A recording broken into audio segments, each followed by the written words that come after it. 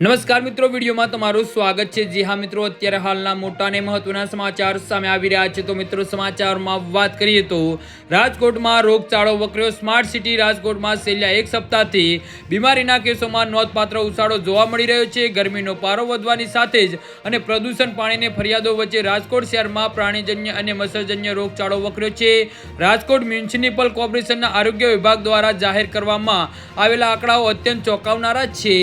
તો છેલ્લા 7 દિવસમાં રાજકોટ શહેરની વિવિધ હોસ્પિટલો અને ક્લિનિકોમાં નોંધાયેલા કેસોની વિગતો: શરદી ઉધરસના 749 કેસ, સામાન્ય તાવના 711 કેસ, ઝાડા ઉલટીના 423 કેસ, હીટ સ્ટ્રોકના 70 કેસ, ટાઇફોઇડના 19 કેસ અને કમળાના 2 કેસ નોંધાયા છે। તો રોગચાળાને નિયંત્રણમાં લેવા માટે રાજકોટ મહાનગરપાલિકા દ્વારા સઘન ચેકિંગ હાથ ધરવામાં આવ્યું છે। આરોગ્ય ટીમ દ્વારા શહેરના 1058 મકાનોને કોલરિંગ ટેસ્ટ કરવામાં આવે છે, જેથી પીવાના પાણીની શુદ્ધતા ચકાસી શકાય। ગરમીના કારણે હીટ સ્ટ્રોકના કેસો પણ વધી રહ્યા હોવાથી લોકોને બપોરના સમયે સાવચેત રહેવાની અપીલ કરવામાં આવી છે।